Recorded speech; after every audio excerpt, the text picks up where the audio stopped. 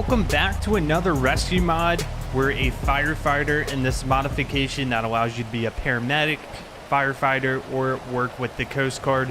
We've switched out the siren. The siren is the same as last episode, but different from the first one. This is the Motorola Spectra siren. It's the same one used by Los Angeles Fire Department, so it's very appropriate. Today's vehicle is the Pierce Velocity PUC engine. So if you know what PUC stands for, leave it down in a comment. We'll take a look at this vehicle before we begin our shift today. You can see we've got a red and black theme going on. I like these mirrors. I don't see these types of mirrors too often on a fire truck. I think they look pretty cool. I'll mention again, I am by no means an expert in firefighting or procedures. What I learned is a lot from your comments. A lot of you guys are telling me not to change into the turnout gear at the scene of the fire, actually drive there in that gear, so that's what we'll do today.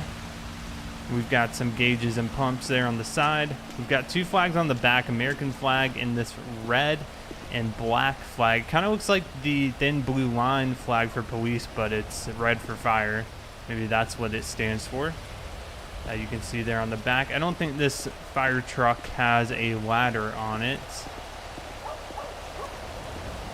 There are a couple models in Medics Pack that have ladders and extra gear, and there's actually a modification you can install that allows you to edit these things, and hopefully we'll test some of those out in an upcoming episode. Here's our fire truck number E201. There's the back again. It's a pretty cool model. We'll take a look at the interior before we begin.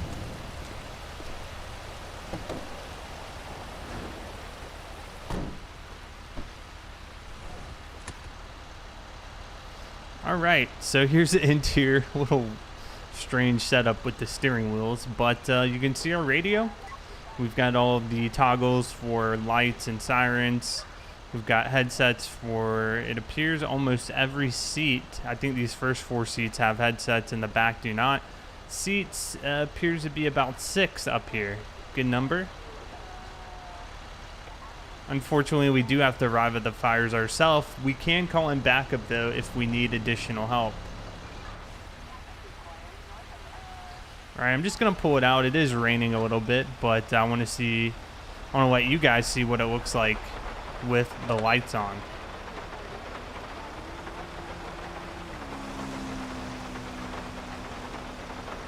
I think so far this is my favorite fire truck we've done. And there's the siren.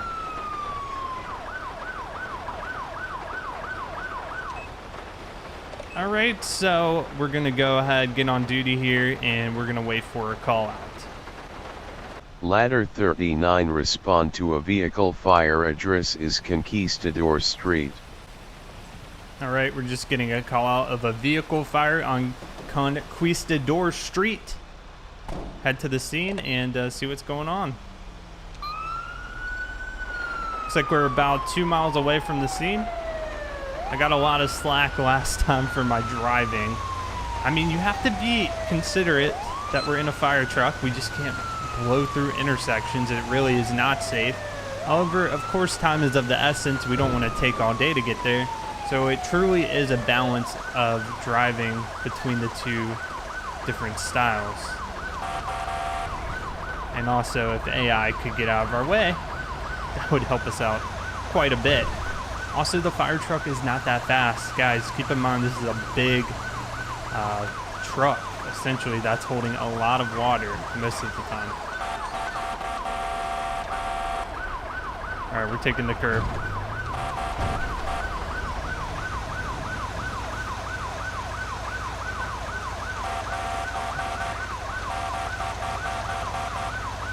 We're still going like 45 miles per hour.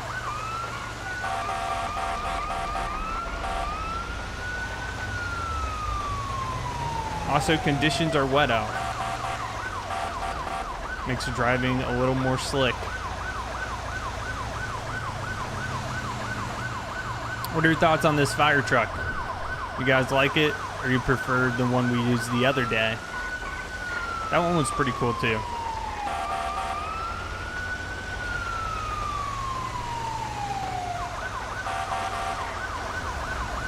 right, we're about a mile away from the scene. You know, this fire could be out because of the rain. That would be best case scenario. We'll see. But fire's big enough, rain like this, I don't believe will affect it, or will not put it out completely, I should say.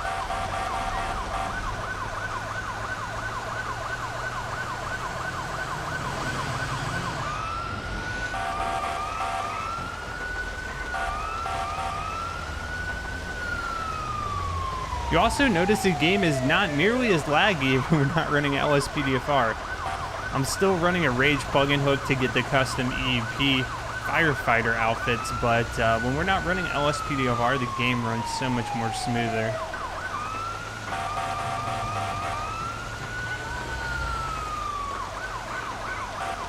Once I go back to LSPDFR, of course, I'll switch back the siren to the rumbler.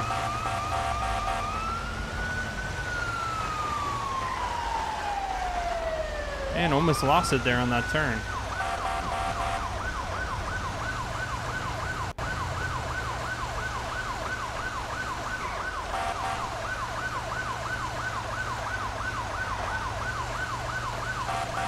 Looks like it's going to be right off the Spoochie Beach. Let's see what we got. Yep, that's a vehicle fire. Dispatch, we're going to be on scene. Let's go ahead and get our gear out. We mainly just need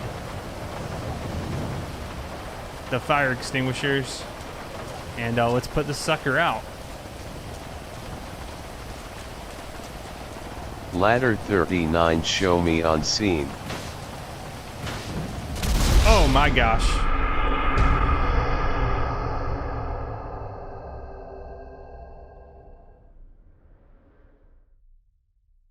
Honestly, I was not expecting that. That car just blew up. The thing about the fire extinguisher is you have to get right on top of it if you want to put it out, and we were trying to put it out and the car just exploded. Honestly, I think that's actually a pretty rare occurrence for a car just to combust an explosion that big if it's on fire. Typically, it'll just burn out until there's nothing left to burn. But we learned our lesson there. We got a little too close to the scene and we got injured, so we're gonna get back to the station and we should be good for another call out. Ladder 5, respond to an automatic fire alarm. Address is Grove Street. All right, we're gonna be headed to Grove Street for an automatic fire alarm. Now, we don't know if this is a legitimate fire alarm or a false fire alarm. We'll figure out as soon as we get on scene. And something interesting I read with the rise in popularity of DIY home alarm systems, I've read that, for instance, the Ring company, the company that makes the video doorbell, they just released a system where you can buy their home alarm kit and then you just pay a monthly fee to have it monitored. When you buy this kit, apparently you have to pay some type of licensing fee to your city, county, wherever you might be located, and this in part helps to cover false alarms. Now, obviously false alarms are going to be a waste of resources because you have fire and sometimes EMS responding to a scene where there's actually nothing there. So I believe this fee helps cover some of those costs. Now, if you continually have false alarms, I believe the fire department, county, or even city can start to fine you for these multitude of false alarms, because at that point there's probably something wrong with your system.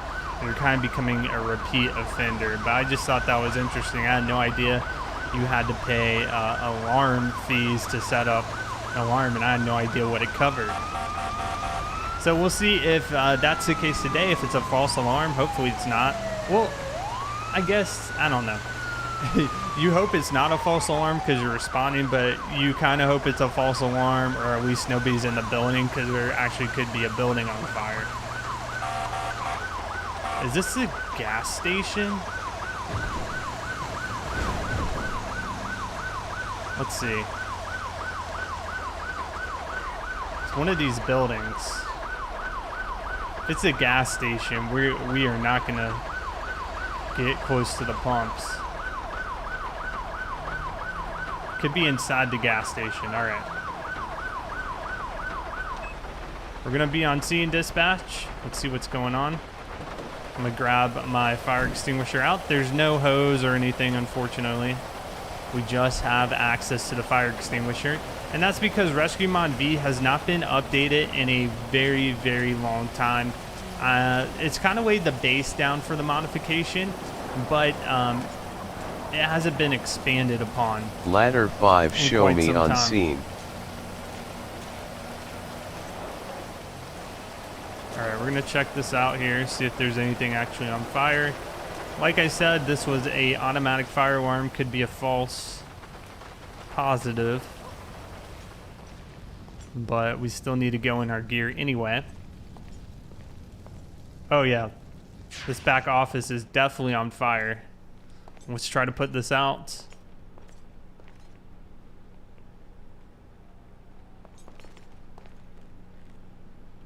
You can see all the burn marks there. What happened here?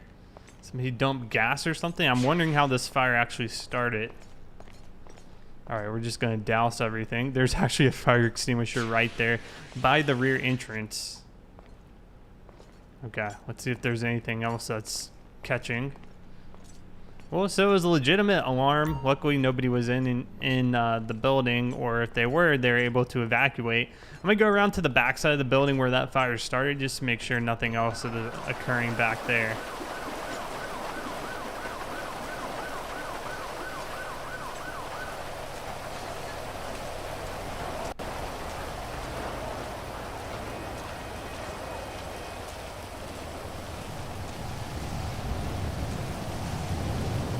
Okay, this door is locked.